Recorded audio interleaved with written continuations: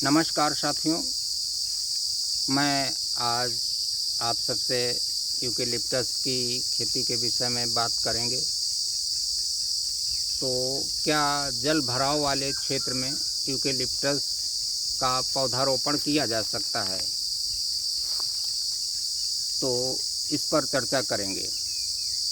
जल भराव वाली ज़मीन पर भी यूकेलिप्टस अच्छे से तैयार किया जा सकता है। थोड़ा सा उसमें पहले से तैयारी करनी होगी। ये है कि जिस ज़मीन पर हम यूकेलिप्टस लगाने का प्लान बना रहे हैं, तैयारी कर रहे हैं, उस ज़मीन पर जल भराव हो जाता है।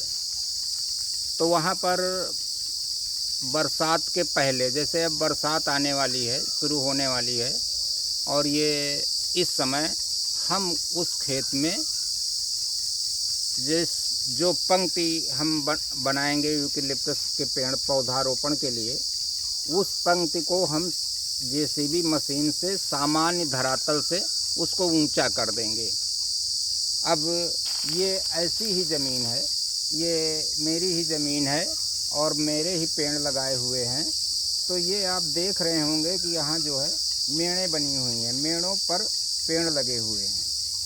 तो ये झील का किनारा है, करीब 1 किलोमीटर लंबी झील है और चौड़ाई में खेत हैं और इसके खेतों में ढलान के तरीके से खेत चले आए हैं कि पानी का बहाव होकर इधर झील में इकट्ठा हो जाता है बरसात के दिनों में। तो यहाँ तो जहाँ जिस ज़मीन पर खड़े हैं, कभी कभी 3 फुट तक पानी भर जाता है।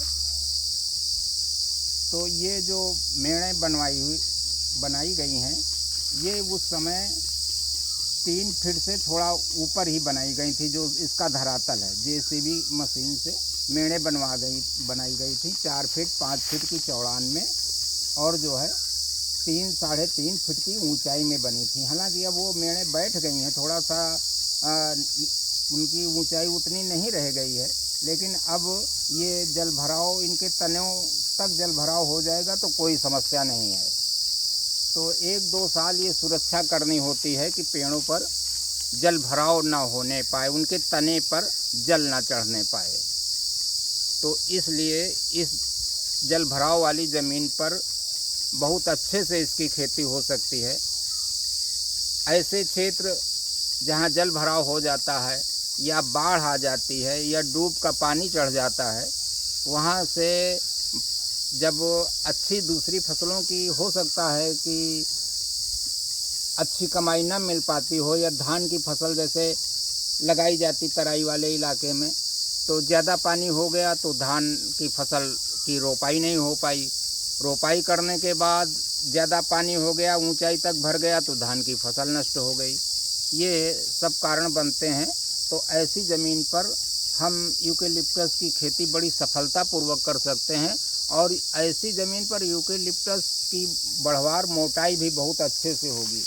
ये आप देख रहे हैं, ये घुमा के दिखा देते हैं आपको कि ये 11-11 साल के पेड़ हो गए हैं और इनकी मोटाई अच्छी है, क्योंकि यहाँ नमी अच्छी रहती है। अगर बरसात की ऋतु नहीं भी होती है और ज़्यादा बारिश किसी से, हालांकि ऐसा होता नहीं है, दूसरे सीजन में बरसात इतनी अधिक नहीं होती, लेकिन कभी कभी सर्दियों की ऋतु में पानी ज़्यादा हो जाता है तो ऊंचाई वाले खेतों का पानी बहान से बहाव लेकर इधर आ जाता है नीचे की तरफ। तो ज़्यादा पानी आ जाता तो इनके लिए जो है अच्छा उपजाऊपन मिल जाता है। तो जब हमारा सुझाव है कि आप जल भराव वाली खेती में अगर यूकेलिप्टस का प्लान कर रहे हैं तो बहुत अच्छा प्लान है। उसके लिए अगर आप ये मान लीजिए, अगर 3 फुट तक पानी भर जाता है उन खेतों में जब अत्यधिक बारिश होती है, तो उसके लिए आप 4 फीट की ऊंचाई लेकर जो है उसकी मेड़ें बनवा दें जेसीबी मशीनों से, और करीब करीब उसकी मेड़ की चौड़ाई 4-5 फुट रखें और बीच से मिट्टी उठा लें।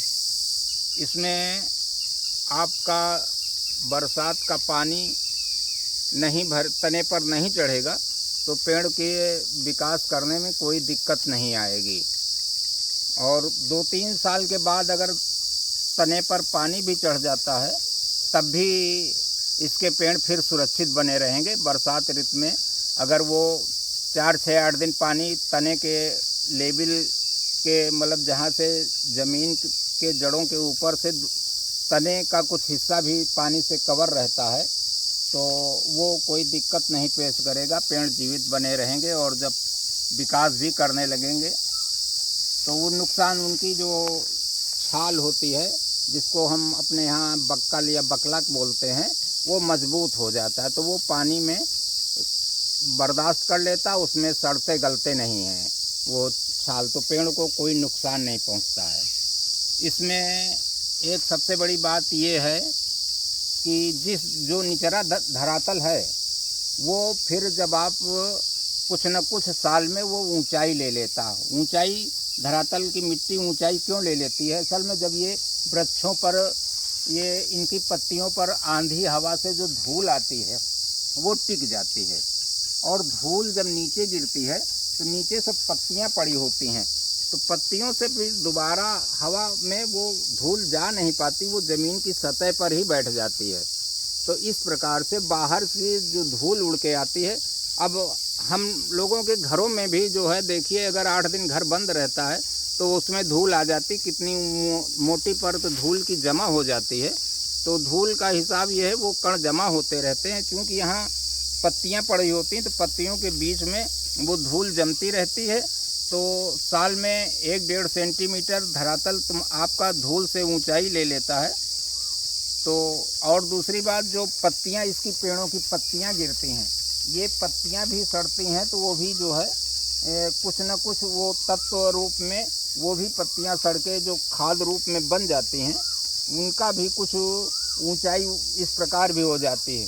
तो अगर कुछ दिन में जब पहली कटान 6 साल 7 साल 8 साल 9 साल 10 साल में हम लेते हैं तो ये है कि 6 7 8 10 सेंटीमीटर हम वो धरातल ऊंचा उठा हुआ पाएंगे।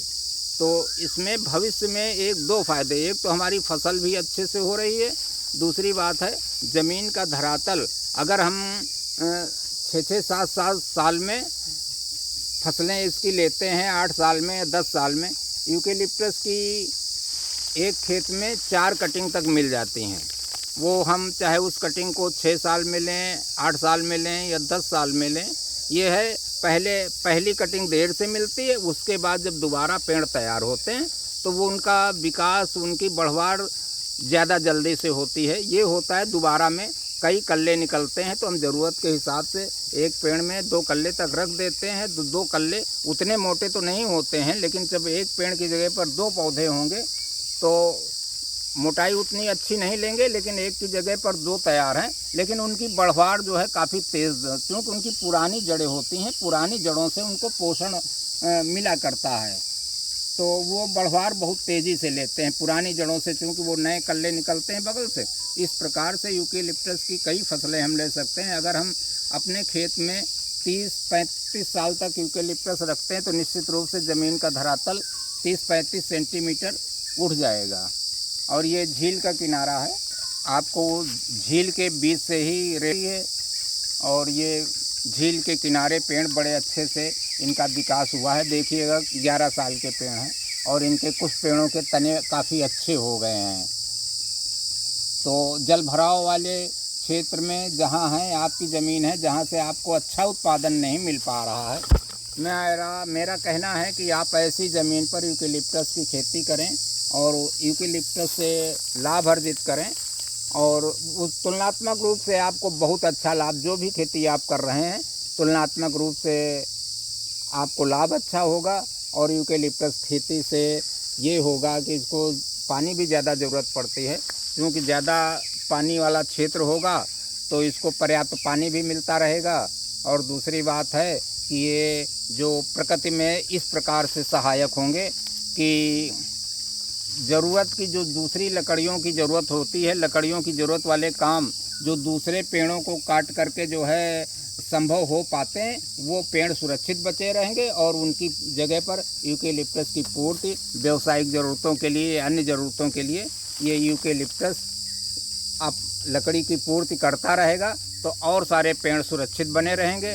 जो यूकेलिप्टस के अभाव में कट जाते हैं और जो वो उनकी उपयोगिता व्यावसायिक हितों में उनकी उपयोगिता होती है। तो यूकेलिप्टस इस प्रकार से दूसरे पेड़ों का संरक्षक भी है और इसके पेड़ों में कोई कटान का झंझट नहीं है। सब जगह इसका मार्केट भी सब जगह है।